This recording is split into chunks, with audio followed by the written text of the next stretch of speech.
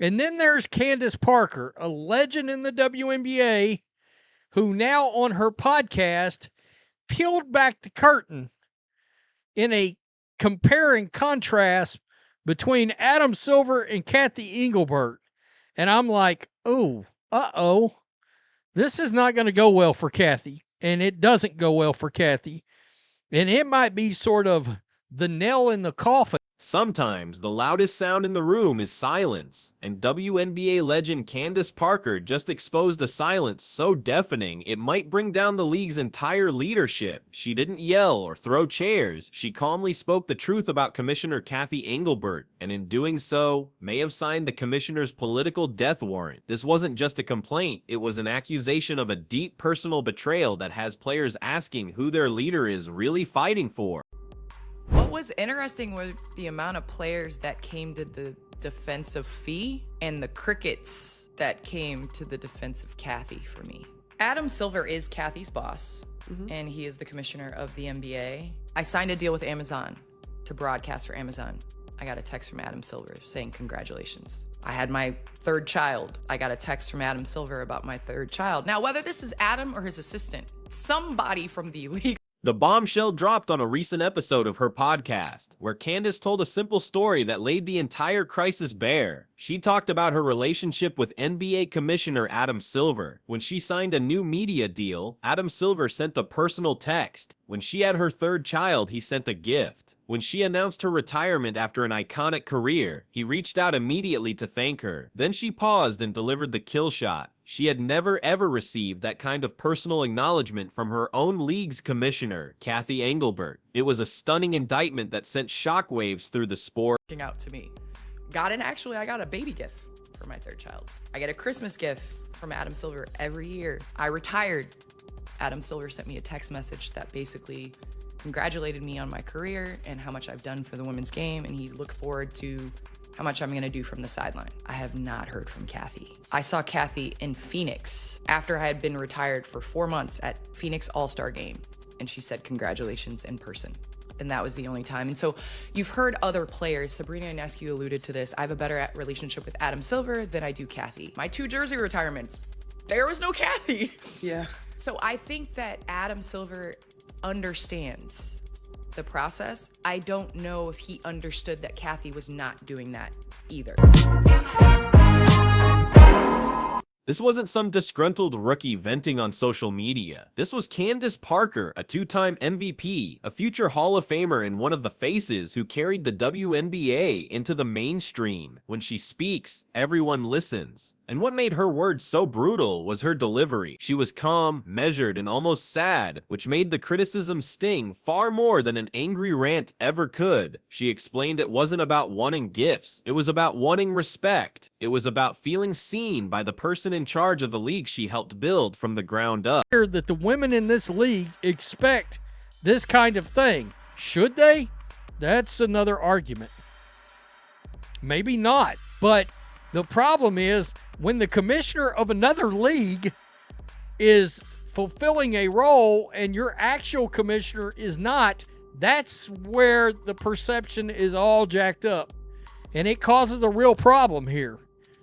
And then the story got even darker. Candace revealed she wasn't the only one feeling iced out. She claimed other league superstars like Sabrina Ionescu and Elena Della Dunn have privately said the exact same thing. They feel a stronger, more personal connection to Adam Silver, the commissioner of a completely different league, than they do to Cathy Engelbert. Let that sink in.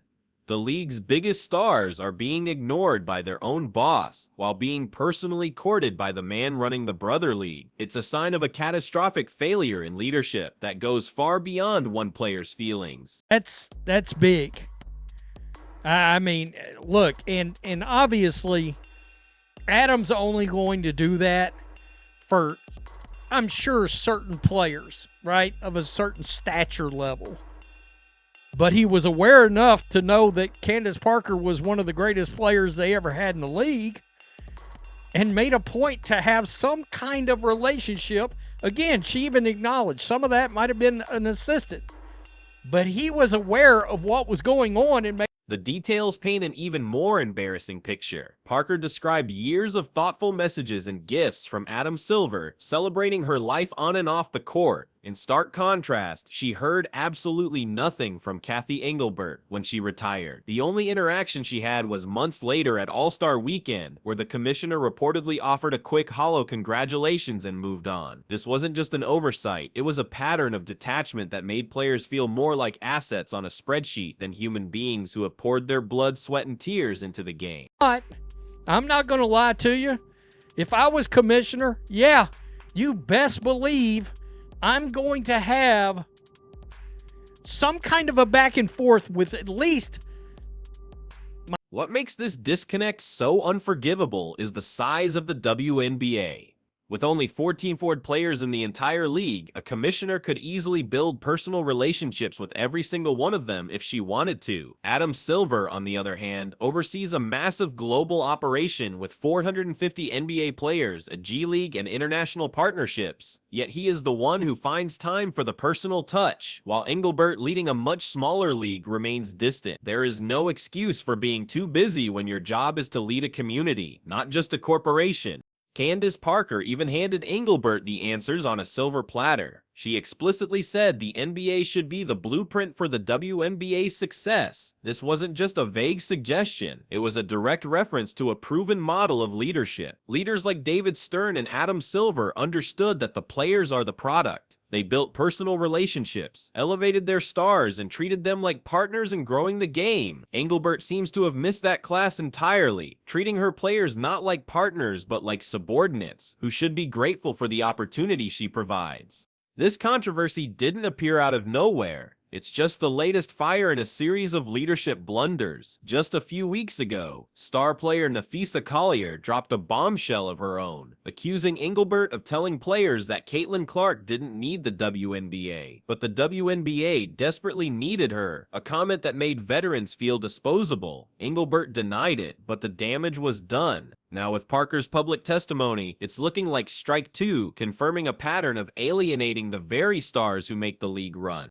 But the Caitlin Clark saga was just one example of a much larger problem. A pattern of deafening silence. When players were sounding the alarm about the lack of charter flights and the dangers of commercial travel, Engelbert's response was slow and bureaucratic. When officiating controversies erupted and players felt unprotected on the court, the commissioner was nowhere to be found. Time and time again, when the league has faced a crisis that required a strong, reassuring voice at the top, Cathy Engelbert has been conspicuously absent, leaving her players to fend for themselves in the court of public opinion. Her silence isn't golden, it's a dereliction of duty.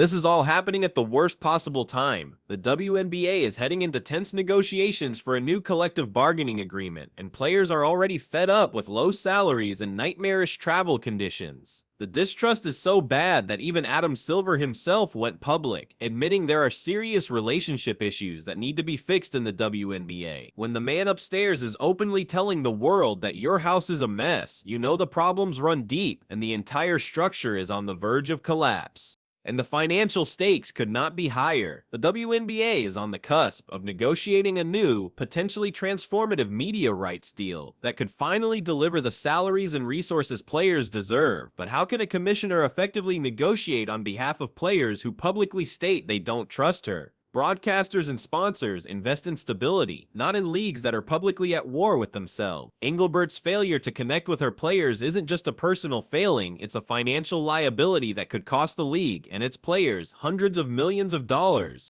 At its core, this is a story of a corporate executive failing to understand a sports culture. Cathy Engelbert came from the sterile corporate world of Deloitte. She knows how to read a balance sheet and secure sponsorships, but she has shown a complete inability to connect with the heart of the league, the players. They don't want a CEO in a suit, they want a commissioner who celebrates their triumphs, understands their struggles, and fights for them in public. They want a leader, not just a manager, and right now, they feel utterly leaderless. What Engelbert failed to realize is that the power dynamic in sports has fundamentally changed. We are in the era of the player media revolution. Stars like Candace Parker, Draymond Green, and LeBron James don't need traditional media to get their message out. They have their own podcasts, their own production companies, and millions of social media followers. They control their own narratives. A commissioner can no longer hide behind carefully crafted press releases. If players feel disrespected, they will take to their own microphones and tell the world, and there's nothing the league office can do to stop them.